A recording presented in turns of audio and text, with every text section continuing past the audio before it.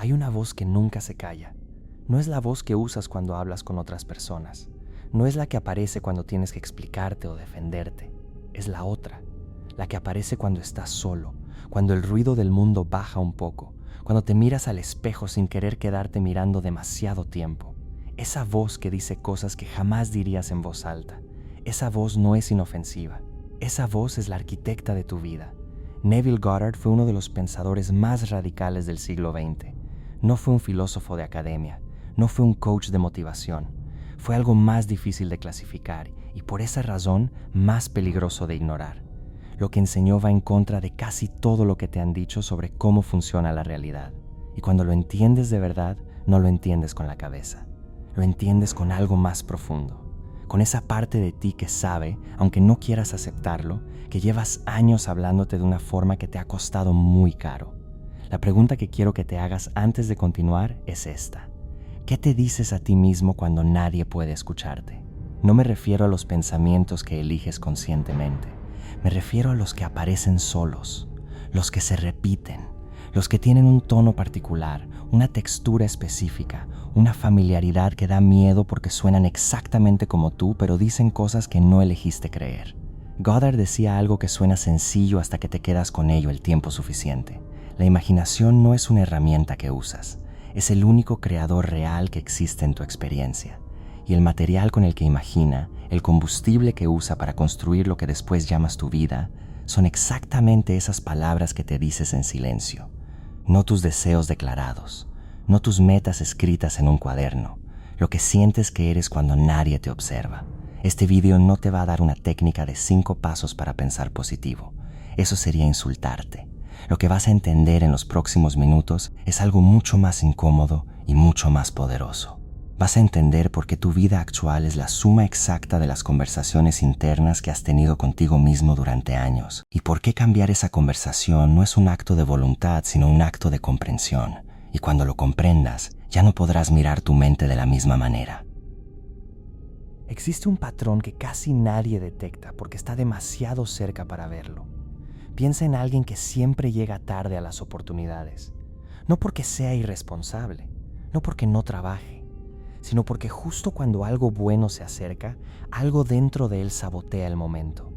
Justo cuando la relación podía funcionar, hizo algo que la destruyó. Justo cuando el proyecto podía despegar, apareció el miedo y se paralizó. Y cuando le preguntas qué pasó, no sabe explicarlo. Dice que tuvo mala suerte, que el momento no era el correcto, que las circunstancias no le favorecieron. Pero si te sentaras a escuchar lo que esa persona se dice a sí misma cuando está sola, entenderías todo en segundos. Porque hay frases que esa persona repite internamente que nunca ha dicho en voz alta. Frases como, las cosas buenas no duran para mí, en el fondo no me lo merezco. Algo siempre sale mal cuando más lo necesito. La gente como yo no llega tan lejos. Esas frases no son pensamientos aleatorios, son convicciones. Y las convicciones no necesitan que las declares. Simplemente operan en silencio, organizando cada decisión, cada respuesta emocional, cada interpretación de lo que te ocurre. Goddard llamaba a este proceso el estado de ser. Y decía que no importa lo que deseas, importa lo que asumes que eres. La diferencia entre desear algo y asumir algo es la misma que existe entre ver un paisaje a través de una ventana y estar dentro de ese paisaje. El deseo observa desde afuera. La asunción vive desde adentro. El problema más profundo del ser humano no es que no sabe lo que quiere. El problema es que sabe exactamente lo que siente que merece, y eso no siempre coincide con lo que dice querer. Hay personas que pasan años afirmando que quieren paz, y sin embargo, su diálogo interno es una guerra constante. Personas que dicen querer amor y que se hablan a sí mismas con una crueldad que jamás dirigirían hacia alguien que quieren. Personas que dicen querer cambio y que cada noche, antes de dormir, repasan mentalmente por qué las cosas son como son y por qué probablemente seguirán igual. Eso no es casualidad. Eso es una instrucción que la mente recibe sin que tú te des cuenta de que la estás enviando. Y aquí viene la parte que realmente incomoda. No puedes salirte de ese patrón con fuerza de voluntad. No puedes decidir pensar diferente como si fuera un interruptor. Porque el diálogo interno no obedece a lo que decides conscientemente. Obedece a lo que crees profundamente. Y esa diferencia lo cambia todo. Entonces la pregunta ya no es cómo cambiar tus pensamientos. La pregunta es algo más oscura y más importante. ¿Cómo llegaste a creer lo que crees sobre ti mismo? Voy a decirte algo que Goddard entendió con una claridad que pocos han igualado. No elegiste la mayoría de las cosas que crees sobre ti mismo. Las asimilaste. Las absorbiste sin filtro en un momento en que eras demasiado joven, demasiado vulnerable o demasiado dependiente para cuestionarlas. Alguien dijo algo sobre ti y tú lo convertiste en ley. Una situación se repitió lo suficiente como para que tu mente la interpretara como una verdad permanente. Un fracaso ocurrió en un momento en que no tenías las herramientas para procesarlo sanamente, y en lugar de convertirse en información, se convirtió en identidad. Eso es lo que Goddard llamaba el estado aceptado, no el estado deseado, no el estado declarado. El estado que tú internamente has aceptado como la descripción real de lo que eres.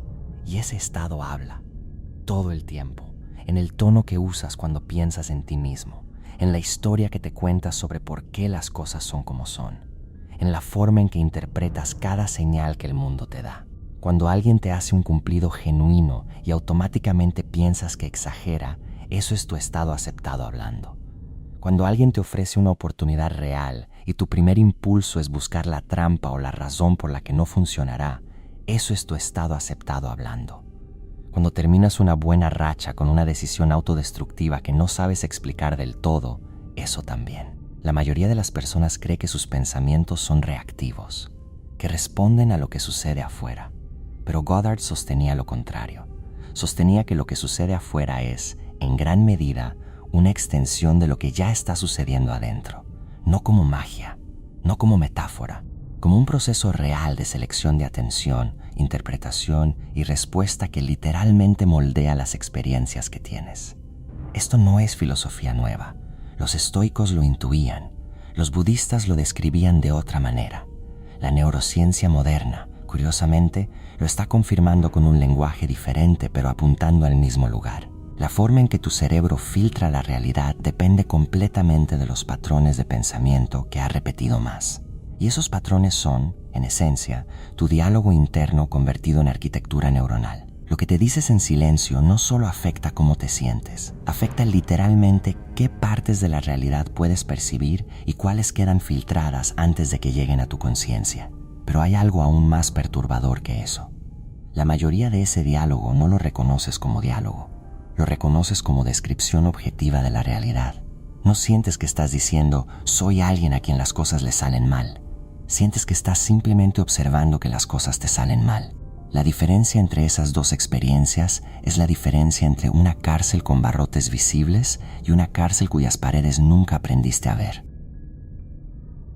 Neville Goddard nació en Barbados en 1905. A los 17 años llegó a Nueva York con el deseo de ser actor. Pero en algún momento de su vida, algo en él cambió de dirección. Comenzó a estudiar no el mundo exterior, sino la naturaleza de la conciencia. Y llegó a conclusiones que lo separaron radicalmente de casi todos los pensadores de su tiempo. Una de sus ideas centrales era esta: Dios no es un ser externo. Dios es tu propio yo profundo. Tu imaginación es Dios en acción. Y todo lo que imaginas con suficiente intensidad emocional, todo lo que sientes como real desde adentro, tarde o temprano se manifiesta en tu experiencia exterior. Ahora bien, antes de que esto suene a autoayuda superficial, quiero que entiendas exactamente lo que Goddard quería decir, porque fue mucho más específico y mucho más exigente que cualquier versión popular de esa idea. Goddard no hablaba de visualizar imágenes bonitas, hablaba de algo que él llamaba el acto de sentir, y ese acto no ocurre en la visualización sino en el lenguaje, en la conversación interna, en el tono emocional con el que te hablas a ti mismo. Para Goddard, el verdadero acto de creación ocurre cuando tu diálogo interno cambia de quiero tener eso a soy alguien para quien eso es natural. Y esa transición no es semántica, es ontológica. Es un cambio en lo que asumes que eres, no en lo que deseas llegar a ser. Él enseñaba que la diferencia entre una persona que tiene lo que quiere y una persona que siempre está buscando lo que quiere no está en sus acciones externas, está en el estado desde el que actúan. Una persona que ha asumido internamente que es capaz, que merece, que es el tipo de persona para quien las cosas funcionan, toma las mismas acciones que otra persona, pero las toma desde un lugar diferente.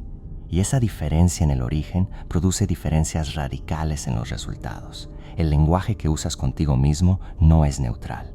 Cada vez que te dices nunca lo logro, no estás describiendo una realidad.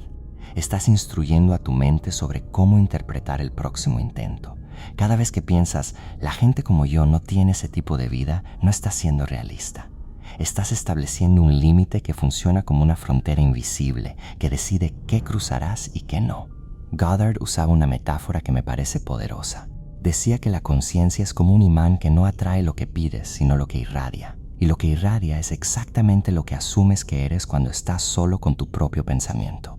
Hay otra dimensión de esto que es igualmente importante y que casi nunca se menciona. Goddard decía que el estado de conciencia tiene un sonido, no un sonido literal, sino una frecuencia de diálogo. Y ese sonido puede escucharse si sabes cómo escuchar. Lo escuchas en las palabras que usas para describir tu pasado. Lo escuchas en las predicciones automáticas que haces sobre tu futuro.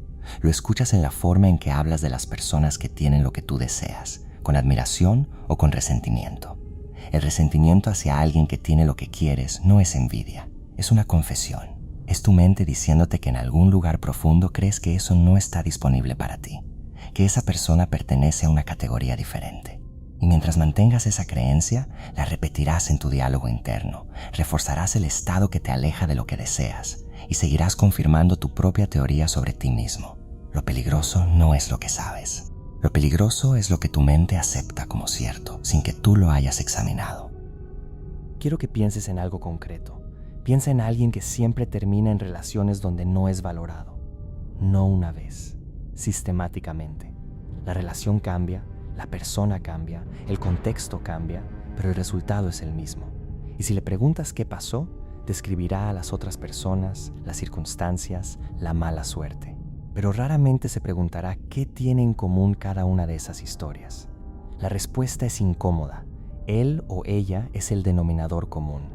Y el denominador no está en sus acciones, sino en el estado desde el que eligió, desde el que cedió, desde el que aceptó menos de lo que necesitaba, porque internamente sentía que eso era lo que le correspondía.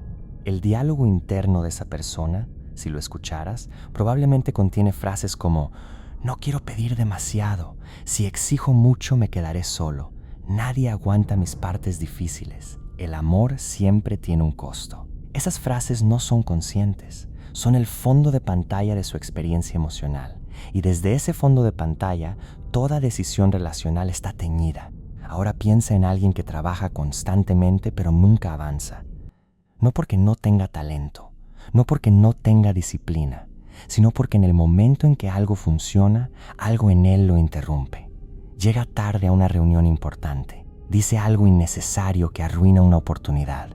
Se enferma justo cuando tenía que dar un paso grande. Esto no es mala suerte. Esto es el sistema de creencias operando desde adentro. Porque en algún lugar de su diálogo interno hay una frase que dice que no está listo, que hay algo en él que todavía no está bien, que cuando esté completo entonces sí merecerá lo que viene. Pero ese momento de estar completo nunca llega porque la condición no es real. Es una construcción del estado aceptado. O piensa en alguien que tiene todo para estar bien, pero que de todas formas se siente vacío. Tiene relaciones, tiene trabajo, tiene salud, pero hay un fondo de insatisfacción que no puede nombrar. Y cuando lo escuchas hablar de sí mismo, notas algo. No sabe quién es si no está produciendo, si no está siendo útil para alguien, si no está logrando algo medible. Su diálogo interno no tiene un espacio para el ser, solo para el hacer. Y eso crea un tipo de hambre que ningún logro externo puede satisfacer, porque el problema no está en lo que tiene o no tiene, está en lo que se dice sobre lo que es. Estos no son casos extremos, son la norma. La mayoría de las personas viven en un estado donde hay una brecha enorme entre lo que dice querer y lo que internamente siente que le corresponde. Y esa brecha se llena todos los días con diálogo interno, con las pequeñas frases que se dicen al despertar, las interpretaciones que hacen de lo que les pasa, los juicios que lanzan sobre sí mismos cuando nadie escucha. El patrón es más común de lo que crees. No está limitado a personas con traumas evidentes o historias difíciles. Está en personas que desde afuera parecen funcionar perfectamente y que por dentro llevan años en conversación con una versión de sí mismas que se formó en circunstancias que ya no existen pero que todavía dictan las reglas. Y lo más perturbador de todo esto es lo siguiente. Ese patrón se siente como personalidad, se siente como yo soy así, pero no es así. Es una conversación repetida que se calcificó. Aquí es donde la perspectiva cambia completamente.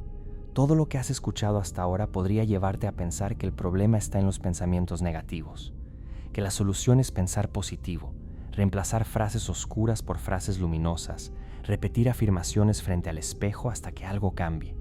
Y si eso es lo que estás pensando, te pido que te detengas completamente en ese punto, porque esa idea, aunque bien intencionada, malinterpreta radicalmente lo que Goddard enseñó. Y esa malinterpretación es la razón por la que tanta gente prueba esas técnicas y sigue en el mismo lugar. El problema no son los pensamientos negativos. El problema es la identidad desde la que se piensa. Esto puede sonar como una distinción pequeña, pero es la diferencia entre toda una vida de lucha mental y una transformación real. Cuando intentas cambiar pensamientos negativos por positivos sin cambiar el estado desde el que piensas, lo que estás haciendo es pintar las paredes de una casa mal construida. El edificio sigue siendo el mismo, solo tiene otro color. Goddard decía algo que sonaba casi provocador. No intentes cambiar tu pensamiento, cambia tu estado. Entra en el estado de la persona para quien ese pensamiento ya no tiene sentido. ¿Qué significa eso en términos concretos? Significa esto: una persona que internamente siente que es alguien capaz, valioso y que merece lo que desea, no necesita afirmar que es capaz, valioso y que merece lo que desea. Simplemente lo siente como el suelo desde el que opera. No lo piensa, lo es. Y desde ese ser, los pensamientos que emergen naturalmente son coherentes con ese estado.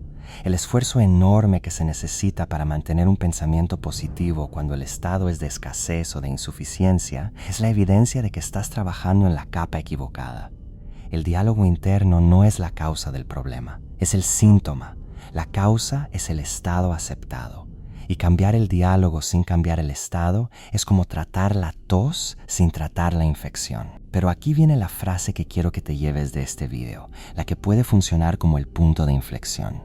No puedes atraer lo que deseas, solo puedes expresar lo que eres. Léelo de nuevo. No puedes atraer lo que deseas, solo puedes expresar lo que eres. Lo que significa que la pregunta no es ¿cómo consigo lo que quiero? La pregunta es ¿cómo convierto lo que quiero en lo que soy? Y esa conversión ocurre en el único lugar donde siempre ha ocurrido todo lo importante en tu vida, en el diálogo que mantienes contigo mismo cuando el mundo está en silencio. Lo que voy a describir ahora no es una técnica, es un proceso de comprensión que, cuando ocurre de verdad, hace que las técnicas sean innecesarias. Pero lo voy a estructurar de forma práctica porque la comprensión sin dirección se vuelve vaga y lo vago no transforma nada. El primer paso es el más difícil y el más importante: escuchar sin juzgar lo que ya se está diciendo. La mayoría de las personas, cuando empieza a observar su diálogo interno, inmediatamente quiere corregirlo, reemplazarlo, callarlo. Pero eso es seguir en la misma lógica de control que no ha funcionado. Antes de cambiar algo, necesitas escucharlo con claridad. No para analizarlo obsesivamente, sino para reconocerlo, para decir, esto es lo que ha estado sonando de fondo en mi vida. Esa sola acción, la de reconocer el diálogo sin añadirle culpa ni urgencia de cambiarlo, ya interrumpe el automatismo. Goddard hablaba de la importancia de lo que llamaba la revisión. Al final del día, en lugar de repasar mentalmente lo que salió mal, propuso algo diferente: revisar los eventos del día como si hubieran ocurrido de la manera más favorable para ti. No como mentira, como un ejercicio consciente de reentrenamiento del estado desde el que interpretas tu experiencia. Lo que esto hace a nivel profundo no es negación de la realidad. Es una práctica de habitar mentalmente un estado diferente al que has tenido como predeterminado. El segundo elemento es lo que Goddard llamaba la asunción resuelta. No es una afirmación. No es repetir soy exitoso hasta que algo pase. Es algo mucho más quieto y mucho más poderoso. Es encontrar un momento, preferiblemente el estado de somnolencia antes de dormirte, donde genuinamente puedas sentir desde adentro cómo sería ser la persona para quien lo que deseas ya es natural.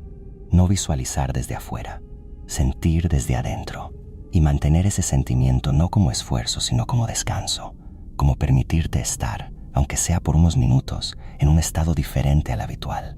Eso que estás haciendo no es fantasía, es práctica de estado, es entrenamiento de lo que Goddard llamaba el yo soy.